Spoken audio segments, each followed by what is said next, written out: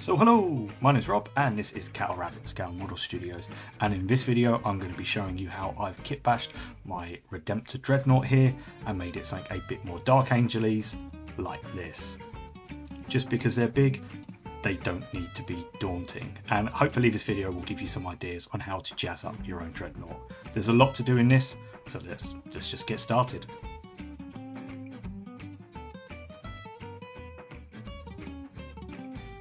Okay, so Dreadnoughts. As you can see here, I've got everything in piles ready to go. I like to organise stuff in when I spray stuff, it makes it a bit easier, but I've also sectioned off things like the internal frame. Now, I will say this before I forget, like, subscribe, all that good stuff. I did forget to film one part, and that was this here. This normally has some added wings towards the top of the piece. This is the little groinal plate that goes on it. And what I actually had to do, because of the pose I wanted him to have like a big foot up. If you ever want to repose your Dreadnought, it's really easy, just got to cut these little wings off just either side, and then you can actually move the pins and the little turbine joints all the way up and pose it however you want. Now that's out the way, we can start to kind of get into the meat of the video. As always, there's lots of ways of doing things. This is just my way of doing it. There were some hurdles that I kind of wanted to talk about and kind of document for myself, but it was good fun. But the first thing I did need was bits. Here I've got a massive collection of bits, just loads of Dark Angels, just stuff all thrown in there. And then my favourite upgrade kit for parts is the Dark Angels Company Veterans. If you're a Dark Angels player, get one of these. They are just exceptional for parts. Now, what I want to do is pick out a few things that I like. This is how I tend to always do kit bashing. I try to get an idea. Some bits I can use, some bits I can't. In this case, I was actually able to use quite a lot of pieces. You can see I've got some sconces here. I've got this cool little, from a Strike Master, I believe. This cool iconography thing. Once again, from the Dark Angels upgrade Sprue, a fantastic source of heraldry and iconography for Dark Angels players. The first thing I am going to do though is I'm going to jazz up this little shoulder pad here, and if you've seen my last Dreadnought, it's a little bit joint custody, so I really wanted to incorporate Deathwing and Dark Angels together. So what I'm going to do here, this Strike Master's plate that he's got resting down here, I'm just going to cut it away so we've got this little section on its own. Then I am just going to clean up any bits of sloppy cutting that I might have done here. For this, I just use a hobby knife, just carefully scraping it against the edge, and then I will just put the shape back into it with a file here. For the sake of this video, I am only going to use files, a little bit of sandpaper, and a cutting knife. There isn't too much wizardry going on here. Here it is cut out, and what I'm going to do here is line it up as best I can between the little rivets at the top and the bottom of the shoulder pad. Now, because of how the shoulder pad is slightly curved, this doesn't sit 100% flat. So what I actually had to do was file away more towards the bottom of the piece, so it kind of sat upright, almost like it was built into the shoulder pad. And you'll see what I mean here now. I filed away some of the paint, as I sprayed it before I stupidly did this bit. Getting a bit carried away here as I was excited for a big Christmas project. But as you can see, because these shoulder pads are ever so slightly curved upwards towards the top, I had to file away a bit more at the bottom. But once again, as you can see here, I'm just lining it roughly between the rivets to make sure it sits fairly in the centre. Now, the reasoning for doing this was I had the idea, because this has got the lovely broken sword that the Deathwing have, and this is going to be the Deathwing shoulder pad on my Dreadnought, I wanted to really incorporate that. So using some Tamiya extra thin cement, what I decided to do was glue this piece into the middle, and then I would go and get some of the wings off of the transfer, cut them away from the main piece, and I would have them jutting out. So almost like the heraldry was like sculpted into the shoulder pad. And it actually worked out really, really well. I was really pleased with this. I will say before I forget, you will see the Dreadnought painted up at the end of the video.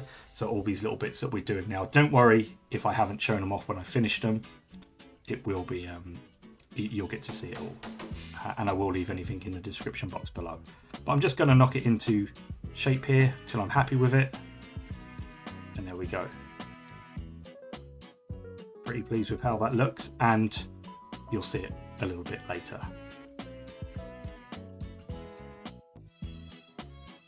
So the next part we're going to go for is this. This, once again, is like this cool little Angel of Death type thing that you get loads of them in the Veterans upgrade box. I really wanted to mount it on his kind of like chest plate here, almost like a bit of a, I guess, ornate heraldry. Now, to do this, it's really, really easy to do, and you are going to need some sandpaper. Here I'm using, I think, about 80 grit. It's quite coarse. It does rub down plastic really, really quickly. But the first thing I am going to need to do is just trim off this little peg and this kind of like stone thing he's standing on. I take my time with this bit, as I really don't want to cut into the actual piece itself, and I don't want it to look like a bit of a bodge job, as it's going to be front and center. So, you know, if he's on a tabletop or on a shelf, your opponent's going to see it, or you're always going to see it. So I do think just being careful, taking your time, just clipping away little bits here and there. Once everything was away, all I did was I held the sandpaper down flat, and all I did was face it up and file away. That was it. Just to give me a really, really good flat backing that I can attach to the armor plate. And you'll see what I mean here. This is just a little bit of rubbing. Hey, just take your time. As you can see here, it's starting to get nice and flat already. I do want to take this a little bit further, as I don't want the wings to sit that far out. And all it was a question of lining it up. As you can see, it sits really nice and flat there, and it is easy to kind of put into place.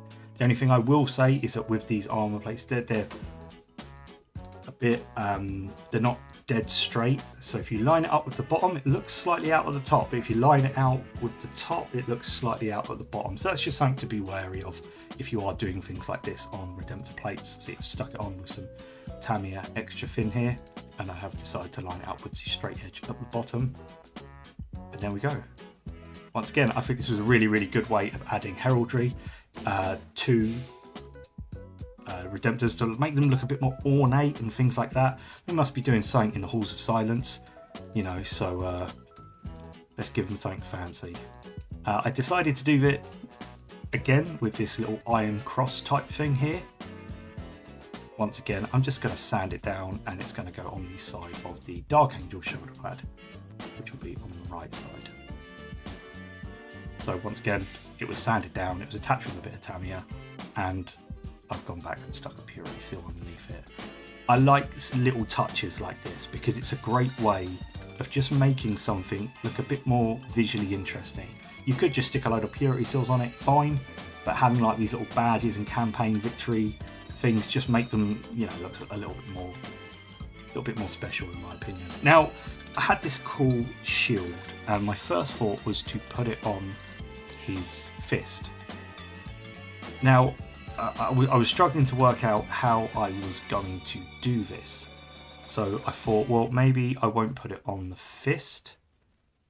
I'll maybe put it on the other side of his shoulder pad. But then I didn't want to kind of make it too fussy. There was a lot going on.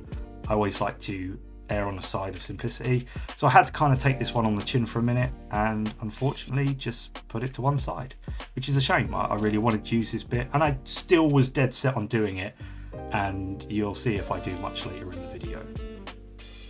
Then it was these little sconces. These are from the Salamanders upgrade kit, and these are really easy to do. All I wanted to do here was just nip off the little I guess bits that would normally go on the backpack, and they're a perfect fit for his exhaust. So I thought it'd be really, really cool to have, you know, this, you know, firing on all flames and fumes, and, you know, it just looks a bit cooler, doesn't it? So they're going to go just in here, and this was really easy too. Once I actually cut off the plate where it would stick onto the backpack, it was just a case of putting a bit of, once again, extra fin around it and just popping it in. Now, these are really easy to line up, as the sconces have little rivets facing the front, and obviously so does the little exhaust, so I was actually able just to line them up together, which made it really, really easy. I was, once again, just made sure that the flames went both ways, and I did the same with the other side. Really easy to do. As for the weapon, I couldn't leave that out. I wanted to do something just to make it look a little bit fancier. If you haven't checked it out, I'll show you how to remove seam lines. I'll put the video in the top right hand corner now. But I just thought, well, I've kind of got this cool little dangly incense burner type thing, and I thought it'd be quite cool to add this in. Now, all I'm going to do here is get a pin drill, and I'm just going to make a little hole, just a couple of mil into the weapon itself. You don't need to do much. This is just a 1 mil drill bit here. It's nothing special. I'm not trying to size anything up. And because obviously I can't pin this because the part of the rope is just way too thin, what I decided to do was just get my hobby knife, jab it in the end, and that's why I was only really trying to get the point in the hole, and I just twist it to make a kind of cone shaped indent. Then it was just a question of dry fitting to see if it could go in. Here it's still a bit loose, so I needed to make the hole a little bit bigger. Once again, every couple of turns I would just check. Now that's done, once again I can just check, and it goes in nice and far there, which means I can get a really good bond on it. One thing I'm always a little bit skeptical of, having these little bits just kind of glued on, they tend to get knocked and fall off. I've actually dropped this a couple of times since I've actually fitted this part. It hasn't snapped and it hasn't fallen out, so that's a really, really good sign. So just a nice bit of, once again, extra thin cement in there. And just push it into the hole, like so. Don't worry if it's not straight, obviously it would be moving about as the Dreadnought moves around and something like that. So, but I was quite conscious to make sure that the incense thing kind of hang more downwards as opposed to kind of like being to one side. And there we go, his own special little keychain. Cute. And then the fist. Now, once again, I was racking my brains what to do with the fist. It was kind of caught in a really good weapons, and you know, I kept going back to the shield, and I thought, do you know what? Am I just being a bit silly here? So what I decided to do was cut away as much as I could. Once again, I just took my time, and I thought, do you know what? I'll just get the shield nice and flat, and then hopefully I'll be able to, if I can stop dropping it, work out what I can do with it. Once again, just take your time when cutting down shields and stuff like that. I like to remove little sections by cutting into them and then downwards. And then what I do is I finish them off with a bit of a file just to remove any excess. So just like that. And I kind of thought, well, I had my heart set on really making the fist a little bit special.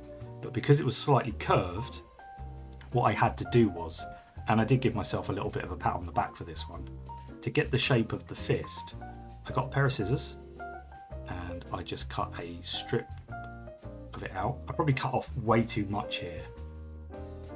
And then all I did was got the part that I needed and I wrapped it around it, and I made sure that I pinched it really, really tightly so it got the shape of the fist. And then it was literally just a case of really gently, just almost like a vibration motion, rubbing it back and forth and occasionally from side to side, just to make sure that I got the curvature of the shield. This took absolutely ages, but I actually managed to get the shape of it, and which means I was actually able to use it, which I was really, really happy with, as it kind of like every part had a little something, which was really cool. And then it was just a case of attaching it onto the fist, which is cool. A really good way of making a weapon that you see all the time that's quite plain. Jazz it up a little bit. Once again, I did this with a little bit of extra thin. All I did have to do was on the bottom of the shield, just so it sat a little bit further in, and you can see just here, I've actually got this, it's a round file, but it's actually an oval shape. All I did was I filed a little bit away, so the middle knuckle, it sat a little bit further, and I got it level with the top of the actual fist. All that was left to do is to paint the Dreadnought. I paint the Dark Angels half the way I would normally do Dark Angels. Once again, I will leave their paint video down below. The Deathwing half was painted how I do Deathwing or Bone Armor. Once again, I'll leave that in the comments below. Any other little bits, I'll try and leave in the description. If you do want to know how I painted any of it, let me know in the comments below. I can appreciate this was a long video. They are big boys and there's a lot to go through. I could have gone really mental with this, and I probably will go back and add a banner. However, it hasn't arrived yet, so that's one for another day. But that's it from me in this one. Cue the money shots. See you all next time. God bless and take care.